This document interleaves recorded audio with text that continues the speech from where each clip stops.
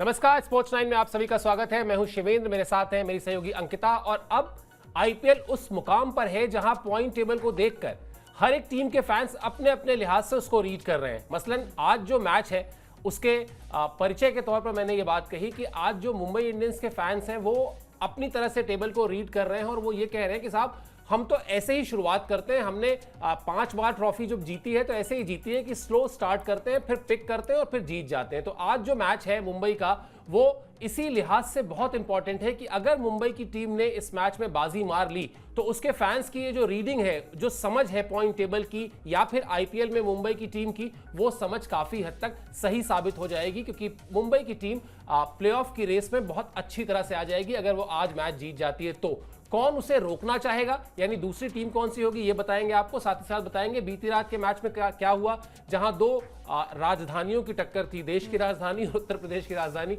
वहां पर क्या हुआ ये सब कुछ आपको बताएंगे। लेकिन सबसे पहले अपडेट से शुरुआत करते हैं। आज जो है वो 41वां मैच है आईपीएल के इस सीजन का, जहां मुंबई की टक्कर होनी है हैदराबाद से। यानी वो टीम जो मुंबई को प्लेऑफ की रेस में जाने से रोक सकती है वो हैदराबाद है, लेकिन जो परफॉर्मेंस है अभी तक की हैदराबाद की टीम की, वो लगता है कि कहीं ना कहीं बैकफुट पर है। उस तरह का रंग उस टीम के परफॉर्मेंस में नहीं दिखा है। 6ठे नंबर पर है फिलहाल मुंबई की टीम पॉइंट्स टेबल में और 9वें नंबर पर है हैदराबाद की टीम। चौंकाने वाली बात यह है अंकिता काफी हद तक कि 2024 में हैदराबाद की टीम ने फाइनल खेला था और यहां पर फिलहाल वो जो हम लोग मजाक में अपनी अपनी क्लासेस में कहते थे ना कि नीचे से नंबर सेकंड आए हैं, तो ये वो वाली स्थिति है कि 9वें नंबर पर है।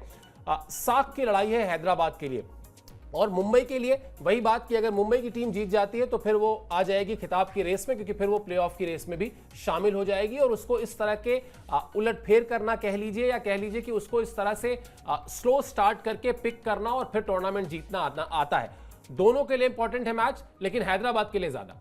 पिछले मैच में मुंबई ने हैदराबाद को हराया था और अब हैदराबाद की बारी है कि वो कुछ उलटफेर करे। और जैसे हम बार बार बात कर रहे हैं कि अगर आप बल्लेबाजी में वीक रहेंगे, गेंदबाजी में वीक रहेंगे और आपका कॉम्बिनेशन सही नहीं रहेगा तो आप जीत नहीं पाएंगे। पॉइंट्स टेबल की बात करें तो 9वें पायदान पर यहाँ पर हैदराबाद की टीम है। हैदराबाद की टीम 2024 में रनर अप रही है और उनकी बल्लेबाजी, उनकी गेंदबाजी और खौफ खाते थे यहाँ पर गेंदबाज, खासकर ट्रेविस हेड और अभिषेक के सामने, लेकिन अब वो तोड़ जो है वो मिल चुका है बाकी टीम को। और मुंबई की बात करें तो स्लो स्टार्टर कही जाती है। हम बार बार वही बात करते हैं कि पहले मैच हारती है फिर हराती है और मुंबई की टीम कमबैक के लिए जानी जाती है। भले कप्तानी बदली लेकिन इंटेंट जो है वो मुंबई का नजर आ रहा है साफ तौर पर। और पिछली बार तो रोहित का बल्ला भी बोला था, नाबाद लौटे थे, तो मुंबई के लिए जो है वो अच्छी बात है कि ओपनर्स जो है वो चल रहे हैं, मतलब टॉप ऑर्डर जो है वो मुंबई का चल रहा है। लेकिन हैदराबाद के लिए खतरे की घंटी है। ये मैच अगर आप हारेंगे तो आप और भी निचले पायदान पर आ जाएंगे और प्लेऑफ की रेस से बाहर होने की कगार पर आप चले जाएंगे अगर आप ये मैच नहीं जीतेंगे, क्योंकि अब शायद ये 9वां मैच दोनों टीमों के बीच में होगा।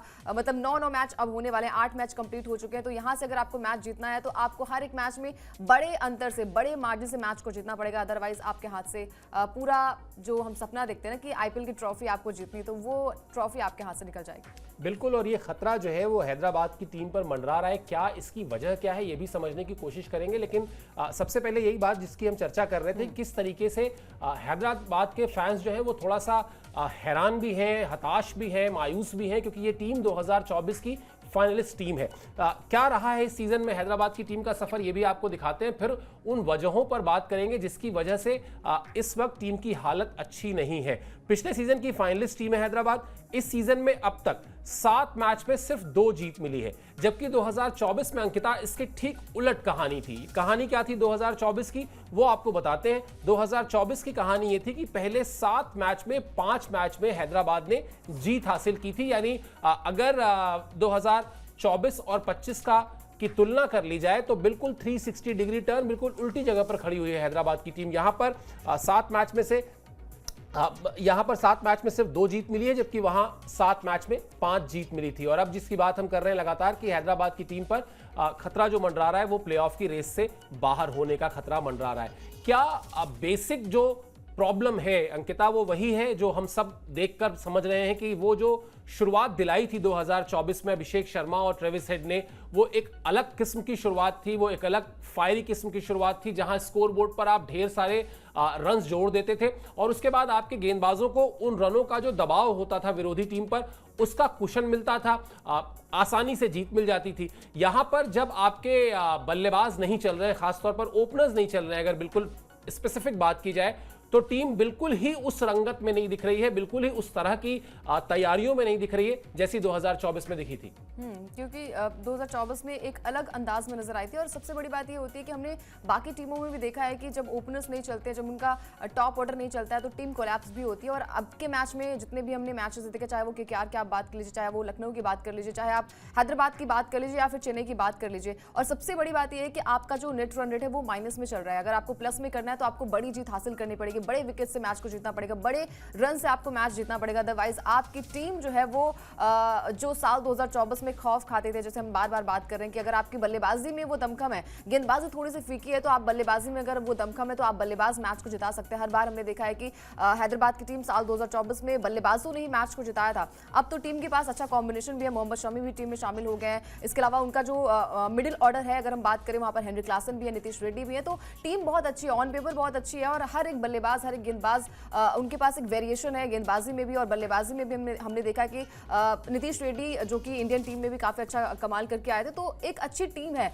लेकिन ये टीम जो है वो आई थिंक पता नहीं क्यों, जब आपको पता है कि ऊपर की बल्लेबाजी अच्छी होती है, एक या दो मैच में ईशान किशन ने आई थिंक वो 100 पहला 100 आया था आईपीएल 2025 का, उसके बाद से वो ईशान किशन नजर नहीं आ रहे। हालांकि अब तो बीसीसीआई का सेंट्रल कॉन्ट्रैक्ट भी मिल गया, शायद आज के मैच में कुछ अलग अंदाज में नजर आते। बिल्कुल, और हालांकि उस कॉन्ट्रैक्ट का असर जो उन खिलाड़ियों पर पड़ना चाहिए था वो भी दिखा नहीं है, उस पर आगे बात करेंगे। लेकिन हाँ, ये जरूर है कि जो ओपनर्स का रोल है पूरे के पूरे फ्रेंचाइजी क्रिकेट में या क्रिकेट के खेल में ही बात कर ली जाए और किसी भी फॉर्मेट में बात कर ली जाए, अक्रॉस ऑल द फॉर्मेट्स, अगर ओपनर्स आपको अच्छी शुरुआत दिलाते हैं तो कहीं ना कहीं मैच में आपकी जो पकड़ होती है वो ज्यादा मजबूत होती है। हैदराबाद की टीम शायद यहीं पर मिसिंग है और यही ताकत बन के आई है मुंबई के लिए। जिस तरह से रोहित शर्मा ने पिछले मैच में बल्लेबाजी की, मतलब वो नहीं चल रहे थे, रनों के लिए संघर्ष कर रहे थे, बल्ला खामोश था, बेरंग से दिख रहे थे, बेदम से दिख रहे थे, लेकिन जब आए तो उस तूफान के साथ आए रनों के कि फिर वो सारे कहते हैं ना जैसे कि सारे पाप धुल गए, उस तरह वाला मामला हो गया। शानदार बल्लेबाजी की रोहित ने और इसीलिए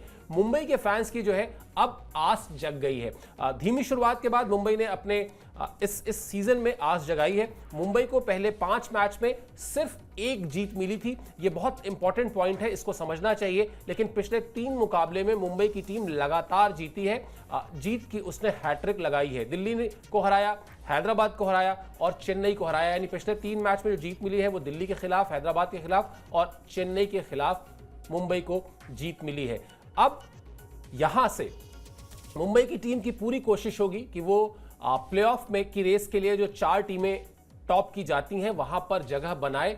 और अगर ऐसा होता है तो मैं तो कम से कम हैरान नहीं होऊंगा अंकिता, क्योंकि पिछले मैच में जिस तरह से मुंबई ने अपने अपोजिशन का एक तरीके से मजाक बनाया, जिसको हम कहते हैं ना हराने की, भाई तो होता है हराना, एक होता है धोना, तो धो के रख दिया। और जिस तरह की बल्लेबाजी हुई, अगर मुंबई की टीम आपको आज टॉप 4 में रात में दिखाई दे, मतलब मैच के बाद, तो मैं तो नहीं चौंकूंगा। आप अपनी बताइए। कोई नहीं चौंकेगा, क्योंकि लखनऊ की बात करें तो माइनस उनका नेट रन रेट है और पॉइंट्स भले ही 10 है यहाँ पर लखनऊ के पास, लेकिन मुंबई का जो नेट रन रेट है वो बेहतर है, यानी कि प्लस में है। और अगर यहाँ से मैच जीतती है तो 2 पॉइंट्स उसके मिल जाएंगे और 10वें पायदान पर चली जाएगी और उससे टॉप 4 यानी कि पंजाब को भी पीछे छोड़ देगी। पंजाब का भी नेट रन रेट जो है वो प्लस में है, लेकिन टीम जो है वो यहाँ पर लखनऊ की ज्यादा अच्छी नजर आ रही है, यानी कि नेट रन रेट जो है वो मुंबई का ज्यादा बेहतर है। तो हम बार बार वही बात करें कि वो कोई अचंभा नहीं होगा, कोई सरप्राइजिंग एलिमेंट यहाँ पर नहीं देखने को मिलेगा कि भाई यहाँ पर मुंबई की टीम वो दमखम नजर नहीं आता। जब वो चेन्नई को हरा सकती है, जब वो हैदराबाद को हरा सकती है, हैदराबाद को हरा कर आ रही है और हैदराबाद की सरजमी पर इस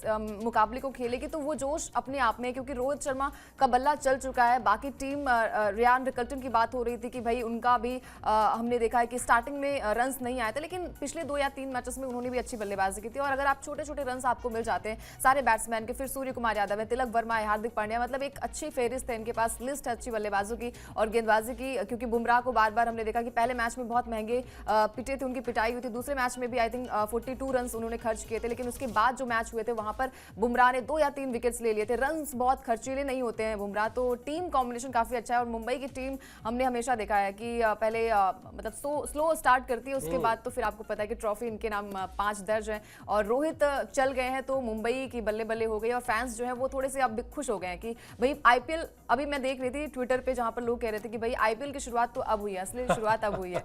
मतलब मुंबई की टीम का बल्ला चल गया है, उनके टॉप ऑर्डर का बल्ला चल गया, तो मतलब मान लीजिए कि अब शुरुआत हो चुकी है मुंबई इंडियंस की। बिल्कुल, हालांकि सिक्के के दो पहलू जैसे होते हैं वैसी कहानी है।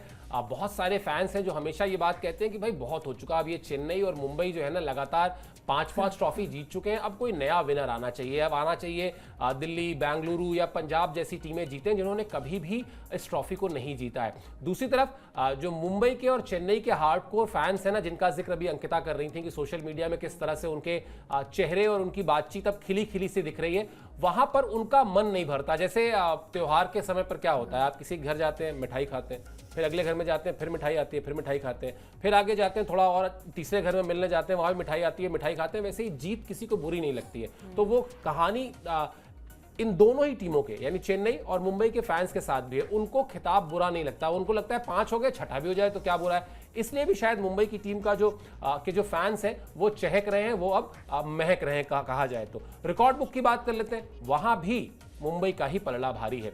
क्या कहानी है रिकॉर्ड बुक की? अब तक 24 मैच खेले गए हैं मुंबई और हैदराबाद में, जहां मुंबई की टीम ने 14 मैच में जीत हासिल की है। हैदराबाद के खाते में 10 जीत है और इस तरह जो आंकड़े हैं 14 बनाम 10 के, वो ये इशारा करते हैं, वो ये कहते हैं कि एक अच्छा मैच देखने को आज मिल सकता है।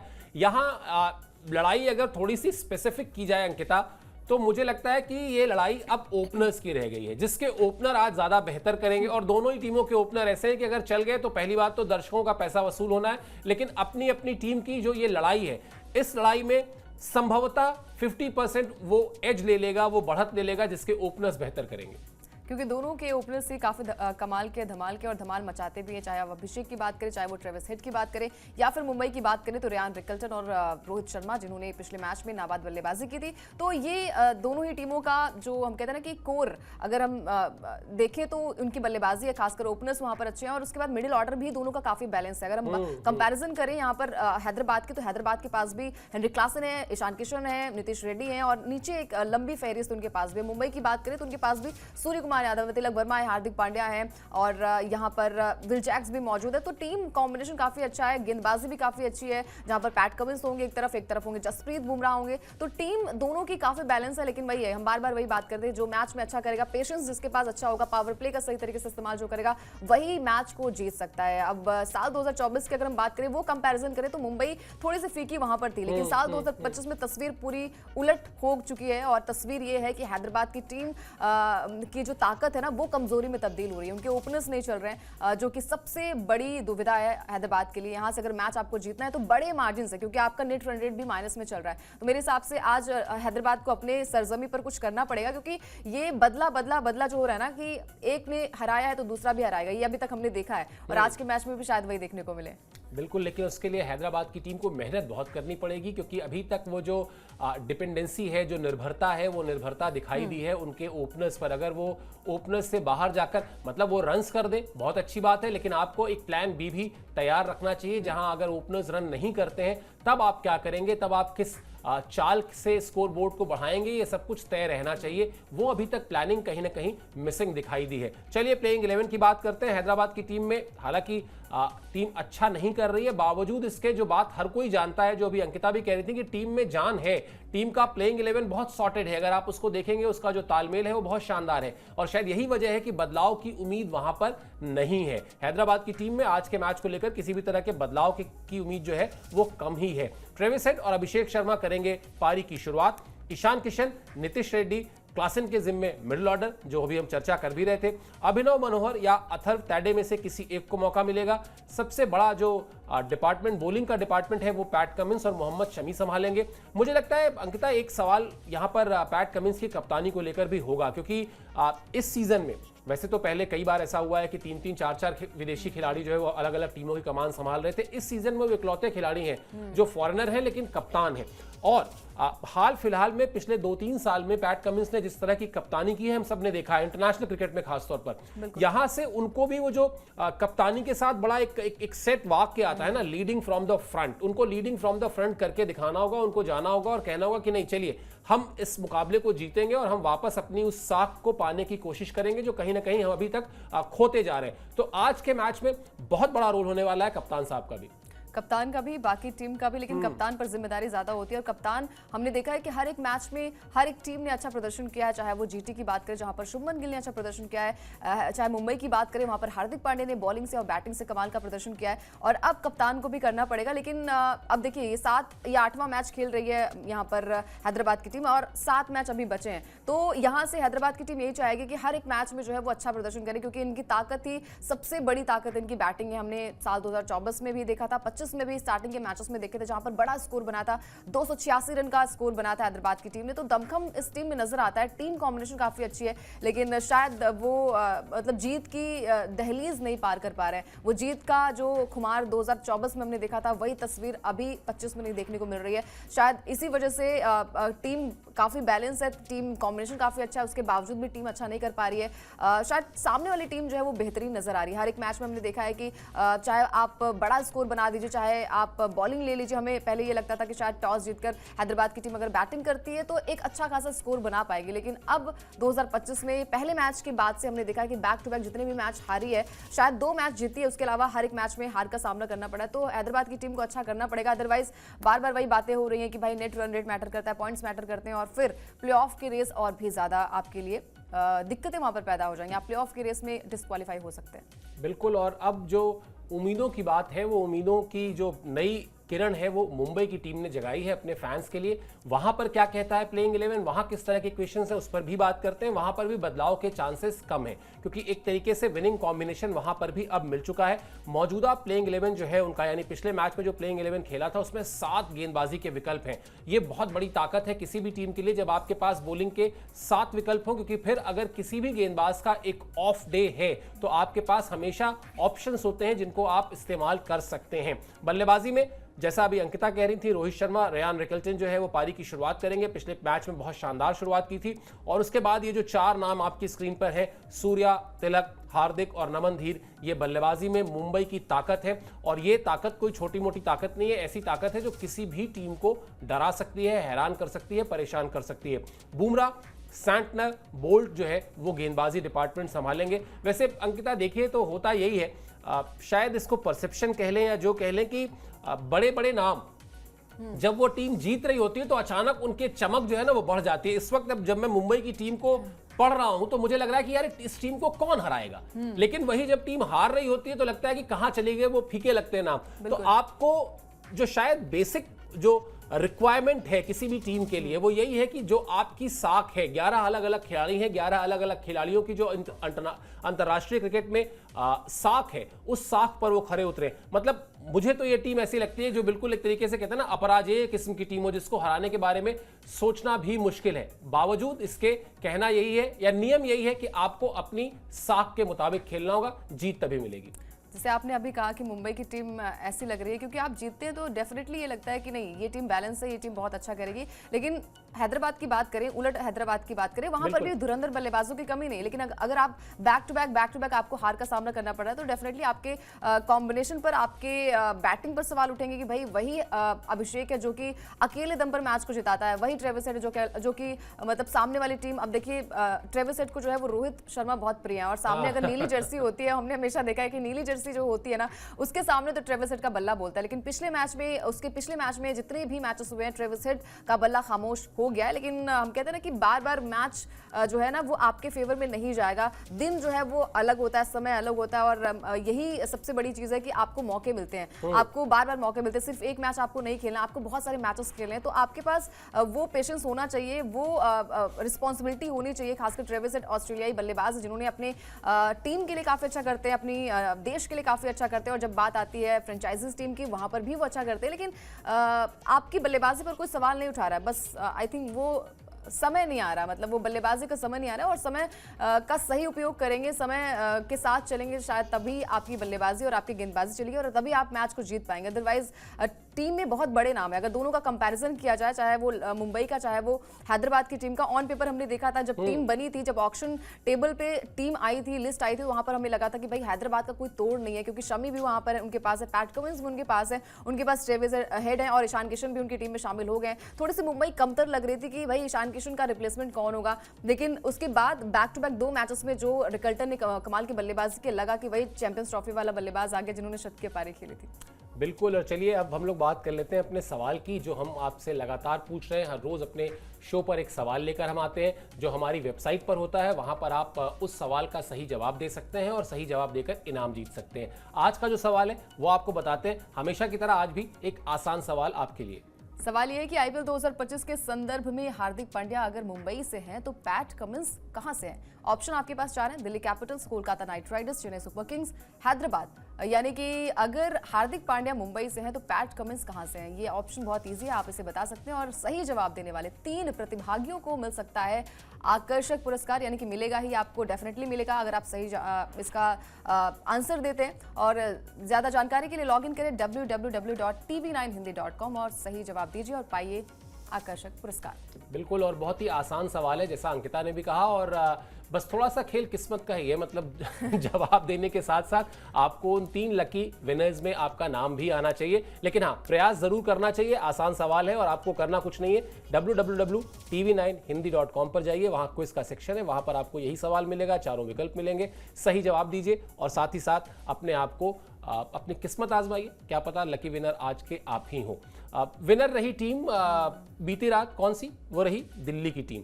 जिस तरह से लखनऊ को अपने ही घर में हार का सामना करना पड़ा, वो थोड़ा सा उसके फैंस के लिए मायूस करने वाला था, क्योंकि मैच में कहीं लखनऊ की टीम दिखाई नहीं दी। ऐसा लगा नहीं कि लखनऊ की टीम जो है कहीं भी दिल्ली को चुनौती दे रही है। दिल्ली की टीम वैसे भी इस सीजन में बहुत शानदार परफॉर्मेंस कर रही है, लेकिन यहां पर दिल्ली ने 13 गेंद पहले ही लखनऊ को हराया और उसके साथ साथ जो लक्ष्य था उसके सामने वो 160 रन का था। दिल्ली ने सिर्फ 2 विकेट खोकर जीत हासिल कर ली। ये तो बड़ा अंकिता, बहुत एक तरीके से कह सकते हैं ना कि अगर 10 मैच हैं और 10 मैच में से 150 160 का आपने लक्ष्य दिया है, 8 मैच आप मान के चलिए कि आप हारेंगे, क्योंकि अब T20 का फॉर्मेट 200, 190, 200, 210, 220 तक पहुंच चुका है। अब हो सकता है आप तर्क दें कि नहीं 111 रन बना के भी जीता जा सकता है, लेकिन इसीलिए मैंने कहा कि 10 में से 8 मैच आप हार जाएंगे। यहां 160 का जब स्कोर बोर्ड पर रन जोड़े लखनऊ ने, तभी तय था कि ये कोई मुश्किल दिल्ली को आने वाली नहीं है, बड़ी आसानी से मैच वो जीत लेगी, और वही देखने को भी मिला। देखिए वही चीज़ें होती है कि इंटेंट उनका काफ़ी क्लियर था, चाहे हम लखनऊ की बात करें या फिर दिल्ली की बात करें। दिल्ली की टीम जो है वो बॉडी लैंग्वेज आपकी बहुत क्लियर होती है कि भाई हम जीत के साथ आ रहे हैं और बैक टू बैक हर एक मैच में जीत मिली है। और सबसे ज़्यादा जो ट्रस्ट वाली बात होती है, भरोसा की जो किरण होती है, वो होती है कि भाई अगर आपकी टीम ने किसी भी खिलाड़ी को रिटेन नहीं किया, खासकर केएल राहुल जिन्होंने हर एक मैच में एक अच्छी बल्लेबाजी की है, और खासकर बड़ी बात यह है कि भाई जब आपकी शुरुआत अच्छी मिल जाती है तो आपको पता है कि भाई एक बड़ा स्कोर जाएगा, क्योंकि आई थिंक 87 पर पहला विकेट गिरा था, एडन मार्करम आउट हुए थे, उसके बाद तो फिर झड़ी लग गई, उसके बाद तो भाई मतलब 50 रन भी नहीं बना पाई टीम। ये दर्शाती है कि भाई आपकी टीम में बड़े नाम भले हैं, भले ही आप निकोलस पूरन और मिचेल मार्श के इर्द गिर्द ये टीम घूमती है, लेकिन उनको भी हर एक मैच में अच्छा प्रदर्शन करना पड़ेगा। जैसे जीटी के लिए साई सुदर्शन हर एक मैच में अच्छा प्रदर्शन कर रहे हैं, उन्होंने कभी कंप्लेन नहीं कि भाई आज मैं नहीं चलूंगा तो कोई और नहीं चलेगा। आपको वो जिम्मेदारी लेनी पड़ेगी जब आपको पता है कि आप स्टार्ट अच्छा करते हैं, आपकी टीम में वो पोटेंशियल है, आप में वो पोटेंशियल है, तो आपको अच्छी बल्लेबाजी करनी पड़ेगी। और लखनऊ की टीम अगर ऐसा करती है तो फिर भले ही आपके पास 10 पॉइंट है, लेकिन आपका नेट रन रेट भी माइनस में चल रहा है, तो टीम बहुत लगी है। नीचे की टीम के पास भी प्लस में जो है वो पॉइंट्स हैं और प्लस में जो है वो नेट रन रेट है, तो ये लखनऊ के लिए जो है वो खतरे की घंटी है, और खासकर ऋषभ पंत के लिए बिल्कुल खतरे की घंटी है। और यहाँ पर जब तक आप प्लेऑफ में अपनी जगह हासिल ना कर ले, तब तक टेकन फॉर ग्रांटेड नहीं ले सकते आप किसी मैच को। मुझे याद है, मतलब किस्सा ऐसे ही याद आ गया, 2011 में वर्ल्ड कप का जो सेमीफाइनल था, इंडिया वर्सेस पाकिस्तान, ठीक ठाक मार्जिन, अभी रन्स चाहिए थे पाकिस्तान को और विकेट लगातार गिर रहे थे, उसके बावजूद सचिन तेंदुलकर की एक आवाज़ कैमरे ने उस माइक पे आई, उसमें उन्होंने कहा मैच अभी खत्म नहीं हुआ है। यानी वो जो हम कई बार ऐसा लगता है ना कि अब तो लक्ष्य दिख रहा है हमको सामने और हम थोड़े से कॉम्प्लेसेंट हो जाते हैं, वो होने की जरूरत नहीं है अनटिल अनलेस आपको रिजल्ट मिल ना जाए। लखनऊ की टीम को यहाँ से इसी सबक के साथ अब बाकी बचे मैचेस में उतरना होगा कि अभी वो प्लेऑफ की जगह मिल नहीं गई है, आप वहां पर पहुंच सकते हैं, वहां पर आपकी जगह बन सकती है, लेकिन उसके लिए आपको प्रयास करने होंगे। हर एक मैच को पूरे इंटेंट के साथ, पूरी गंभीरता के साथ खेलना होगा। और यहाँ यहाँ चिंता इसलिए भी है क्योंकि अच्छी शुरुआत मिली थी लखनऊ को। ये भी आपको बताते हैं, पहला विकेट जैसा भी अंकिता भी कह रही थी 87 रन के स्कोर पर गिरा था, लेकिन उसके बाद मिडिल ऑर्डर का जो परफॉर्मेंस है वो अच्छा नहीं रहा। निकोलस पूरन 8 रन और अब्दुल समाद 2 रन ही बना पाए। कप्तान ऋषभ पंत 7वें नंबर पर बल्लेबाजी करने के लिए आए, इस पर आज बहुत चर्चा हो रही है। मैं इसकी वजह नहीं समझ पाया कि आखिर क्या वजह थी कि ऋषभ पंत इतना नीचे आए बल्लेबाजी करने। और तब हम लोग अभी थोड़ी देर पहले शो पर बात कर रहे थे अंकिता की कॉन्ट्रैक्ट मिला है, सेंट्रल कॉन्ट्रैक्ट मिला है। ईशान किशन के संदर्भ में बात हो रही थी कि वो वापसी कर चुके हैं अब और शायद और बेहतर करेंगे क्योंकि अब वो थोड़ा सा मोटिवेशन भी फील कर रहे होंगे। यहाँ तो बड़ा चौंकाने वाला है, 34 खिलाड़ियों को कॉन्ट्रैक्ट मिलते हैं, 34 खिलाड़ियों में सिर्फ एक खिलाड़ी को प्रमोशन मिलता है, वो खिलाड़ी ऋषभ पंत है और वो बल्लेबाजी में अपने आप को डिमोट कर लेते हैं। नंबर 7 पर आई थिंक 9 साल बाद बल्लेबाजी वो नंबर 7 या नंबर 6 पर करने आए, अदरवाइज वो नंबर 5 नंबर 4 पर बल्लेबाजी करते हैं और ये किसी को भी नहीं समझ में आया। मतलब लास्ट के आखिरी 2 गेंदें आप खेलने आए तो इससे अच्छा कि आप मतलब किसी और को भी भेज सकते हैं। मतलब आपकी थोड़ी सी तारीफ वहाँ पर हो जाती कि चलिए ठीक है, मतलब वहाँ पर भी आपकी आलोचना होती, लेकिन आप 2 बॉल खेलने के लिए आए तो ये फैंस भी नहीं समझ पा रहे और फैंस जो है वो लगातार ट्रोल भी कर रहे हैं कि भाई उनके पैसे वापस करिए, जो 27 करोड़ की रकम आपके पास है वो वापस करिए, क्योंकि फैंस जो है ना वो अपने पैसे इन्वेस्ट करने के लिए नहीं जाते, मतलब इन्वेस्ट करते लेकिन वो एंजॉयमेंट के लिए जाते कि भाई वो उनके फेवरेट प्लेयर जो है वो अच्छा प्रदर्शन करे, वो अच्छी बल्लेबाजी करे, चौके छक्के की बरसात करे। सिर्फ एक मैच को छोड़ दीजिए, वो भी मैच लखनऊ हार गया था, पिछले बार जो मैच खेला गया था वो मैच अच्छा प्रदर्शन वहां पर ऋषभ पंत ने किया था, लेकिन उसके बाद से वो बॉडी लैंग्वेज शायद वो अभी तक एडजस्ट नहीं हो पा रहे लखनऊ की टीम में। अभी भी हमने देखा है कि वो चेहरे पे शिकन उनके है कि बहुत बड़ा एक मतलब ऐसा लग रहा है कि बहुत बड़ा भार उनके ऊपर है कि भाई 27 करोड़ की बड़ी रकम के साथ भी और नंबर 7 पर बल्लेबाजी करने आना मेरे हिसाब से मेरे लिए भी डाइजेस्ट नहीं हो पा रहा है कि भाई ऋषभ पंत नंबर 7 पर बल्लेबाजी क्यों करने आए, जब आपकी टीम को पता है कि जरूरत है आप नंबर 5 नंबर 4 पर बल्लेबाजी करते तो नंबर 7 पर बल्लेबाजी करने का कोई तुक नहीं है। अगर ऐसा ही प्रदर्शन रहा तो फिर प्लेऑफ के लिए क्या मतलब आप सबसे पहले आउट भी हो सकते हैं, क्योंकि नेट रन रेट हम बार बार वही बात करें माइनस में भी है और बाकी टीमों का नेट रन रेट जो है वो प्लस में चल रहा है। तो मतलब ऋषभ पंत अगर आप ऐसा करते हैं तो आपके लिए भी खतरे की घंटी है और वही हश्र ना हो जाए जैसा केएल राहुल के साथ हुआ था पिछले सीजन। हमने देखा था कि बहुत ही ज्यादा उन्हें ट्रोल भी किया गया था और जो बर्ताव मतलब फ्रेंचाइजी की तरफ से हुआ था, भाई अगर आपको किसी भी तरफ से अगर आपको कोई रिस्पॉन्सिबिलिटी मिलती है, आपकी सैलरी बढ़ती है, आपके ऊपर एक बड़ी रकम खर्च की जाती है तो आप पर ये रिस्पॉन्सिबिलिटी भी होती है कि भाई आप वैसा आउटकम भी दें। बिल्कुल। और मतलब नंबर 7 पर आए और उसके साथ साथ 2 गेंदें खेली और एक भी रन नहीं बना पाए। मतलब अगर उन 2 गेंदों पर 10 रन बना देते तो शायद कोई सवाल नहीं उठाता कि भाई वो आए, उन्होंने एक छक्का मारा, एक चौका मारा, अपनी टीम को 10 रन और जोड़े और वो चले गए।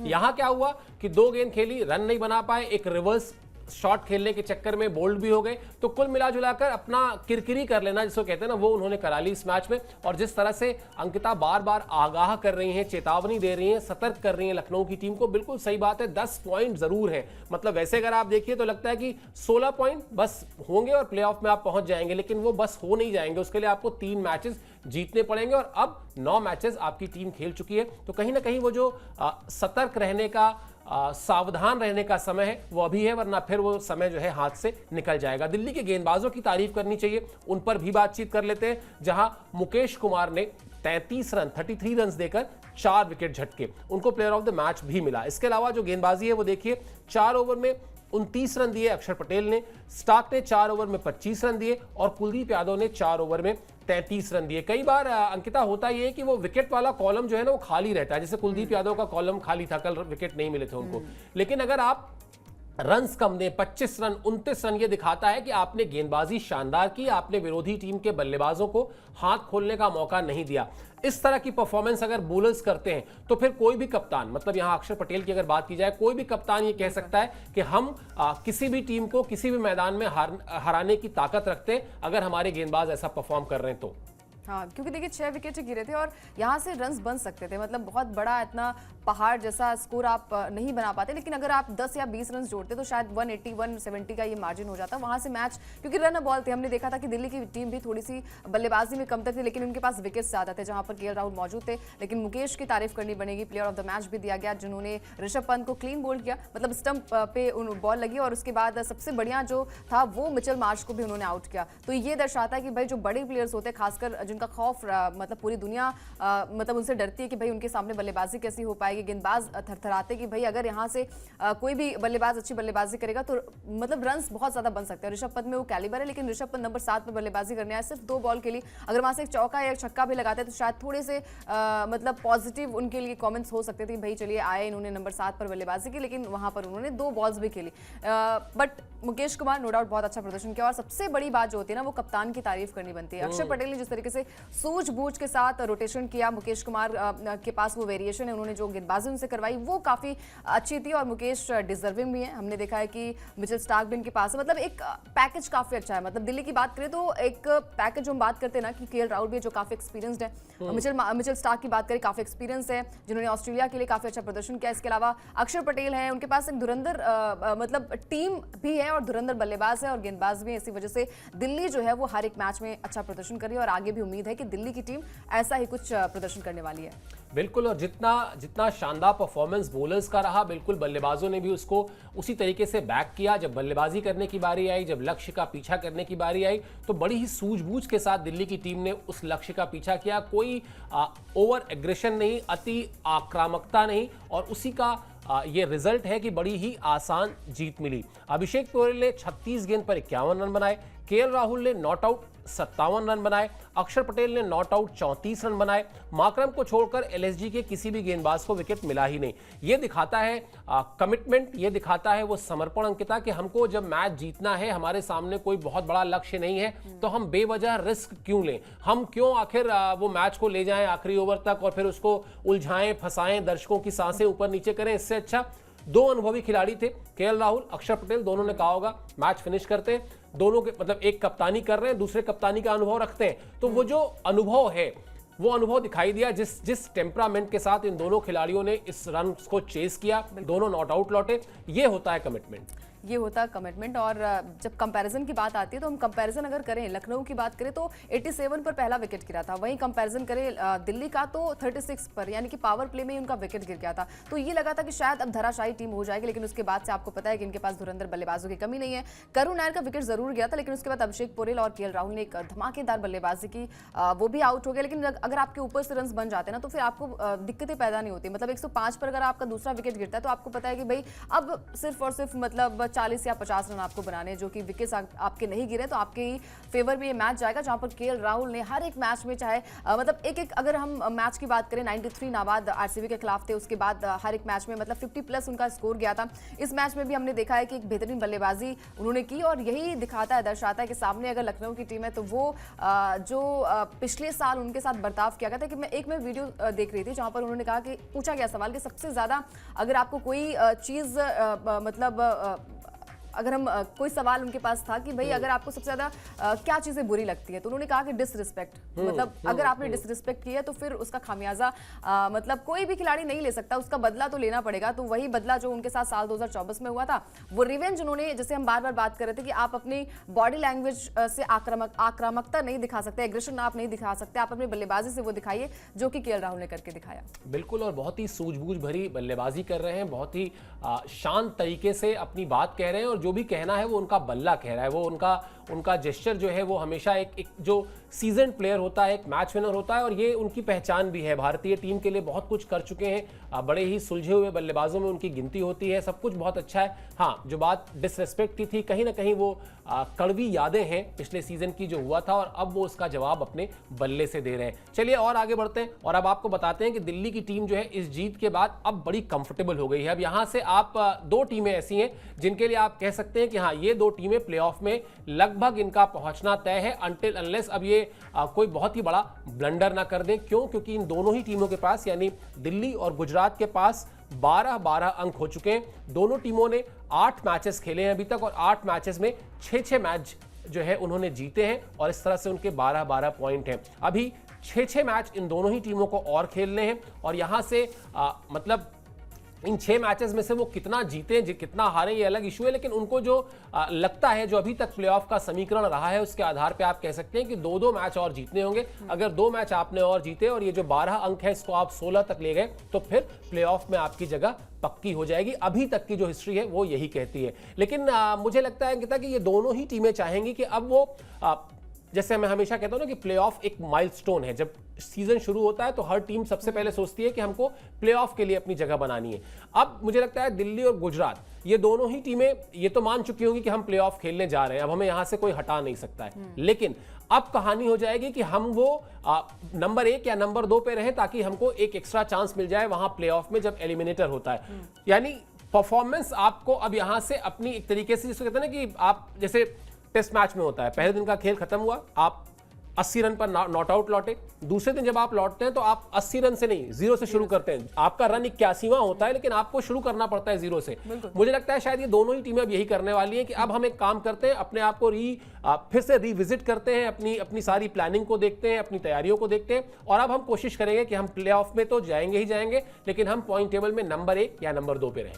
क्योंकि नंबर 1 नंबर 2 का यही सीक्रेट है कि भाई अगर आप बल्लेबाजी अच्छी करेंगे, आपकी टीम अच्छी रहेगी तो फिर आपको एक चांस और मिल जाएगा। आप अगर हम पॉइंट्स की बात करें तो सिर्फ 2 मैच आपको खेलने हैं, मतलब 2 मैच अगर आप खेलेंगे वहां पर आपको जीत मिलती है तो आपको 16 पॉइंट हो जाएंगे, आप क्वालिफाई हो जाओगे। और ये टीम दर्शाती है, मतलब अगर 8 मैच खेल के 6 मैच में जीत मिली, 2 में हार मिली है तो आपको पता है कि भाई टीम अगर अच्छी चल रही है, टीम का कॉम्बिनेशन काफी अच्छा है, टीम में बैलेंस काफी अच्छा है, जो जिम्मेदारी केएल राहुल अगर ले रहे हैं, हर एक मैच में वो अच्छा प्रदर्शन करें तो बाकी टीममेट्स को भी ऐसा प्रदर्शन करना पड़ेगा। स्टार्टिंग के रन्स बहुत मैटर करते हैं और दिल्ली की टीम हमने देखा है कि भाई मतलब थोड़ा सा बुरा भी लगता है कि 2008 से खेलती आ रही है, अभी तक ट्रॉफी नहीं आई है, तो डिजर्विंग है। कप्तानी बदली है तो शायद इस बार थोड़ी सी दिशा और दशा, तस्वीरें भी थोड़ी सी क्लियर होनी चाहिए। और बार बार हम थक गए, मतलब 5-5 ट्रॉफी अगर आपके पास है, लेकिन वही है कि हर बार टीम यही चाहती है कि भाई जीत हर किसी को प्यारी होती है, मतलब अगर आप जीतते हैं तो आपके पास मनोबल बढ़ जाता है। मतलब अब यहाँ पर दिल्ली जो चाहेगी ना, वो चाहेगी एक ट्रॉफी मिल जाए, वही मुंबई और चेन्नई चाहेंगी। चेन्नई का तो लगभग पत्ता साफ होता नजर आ रहा है, लेकिन फिर भी क्योंकि इक्वल ना कोई चीजें पसंद नहीं होती, आपको लगता है इनसे थोड़े से बेहतर हो, थोड़े से और आगे बढ़े, लेकिन दिल्ली की टीम बहुत अच्छी है। गुजरात की टीम में बात करें तो उनकी टीम भी काफी अच्छी है। और लेकिन जब बात आती है यहाँ पर लखनऊ की टीम की, तो लखनऊ की टीम भले ही उनके पास 10 पॉइंट हो लेकिन उनका नेट रन रेट जो है वो माइनस में चल रहा है, तो ये दिक्कतें जो है वो पैदा होंगी। और जैसे जैसे आईपीएल आगे बढ़ता जाएगा वैसे वैसे क्लियर तस्वीर जो है ना, पिक्चर थोड़ी सी क्लियर हो जाएगी और प्लेऑफ के जो समीकरण है वो भी हम आपको बताने की कोशिश करेंगे कि कौन सी टीम प्लेऑफ के लिए क्वालिफाई हो सकती है और कौन सी नहीं होगी। बिल्कुल, लेकिन अभी जो आज की सूरत है वो बड़ी दिलचस्प है पॉइंट टेबल की, अंकिता। 4 टीमें जो टॉप में हैं इस वक्त, यानी गुजरात, दिल्ली, आरसीबी और पंजाब, इन 4 में से 3 टीमों ने अभी तक खिताब नहीं जीता है। हाँ, सिर्फ 4 में से 1 टीम है जिसने जीता है, 3 ने नहीं जीता है। इसका उलट देखिए, जो नीचे की 4 टीमें हैं वहां चलिए तो आप पाएंगे केकेआर, राजस्थान, हैदराबाद और चेन्नई, यानी लीग के इतिहास की 2 सबसे कामयाब टीमें चेन्नई और मुंबई नीचे की 4 टीमों में है, और दूसरी सबसे कामयाब टीम यानी कोलकाता जिसके पास 3 खिताब है, जो डिफेंडिंग चैंपियन है, वो भी नीचे की 4 टीमों में है। तो ये पॉइंट टेबल का गणित जो है बड़ा इंटरेस्टिंग है। क्या इसमें कोई उलटफेर होगा? अब जो ये मैचेस हैं, जितने भी मैचेस अब यहां से शुरू होंगे, ये जो 40 मैच के बाद वाले मैचेस होते हैं वो हमेशा यही खेल करते हैं कि वो पॉइंट टेबल को ऊपर नीचे करते हैं। वो लूडो में होता था ना, 99 में पहुंचने के बाद सांप काटता था, आप सीधे 2 पे गिरते थे। तो उस तरह की कुछ उठापटक अब पॉइंट टेबल में दिखाई देगी। हम आपको अपडेटेड रखेंगे इन सारी उठापटक से, सारे मैचेस से, सारे खबरों से। आपको सिर्फ इतना करना है, स्पोर्ट्स नाइट को सब्सक्राइब करना है। और अभी फिलहाल आप इस शो पे हमसे जुड़े, इसके लिए मेरी तरफ से, अंकिता की तरफ से और हमारी स्पोर्ट्स टीम की तरफ से बहुत बहुत शुक्रिया और आभार।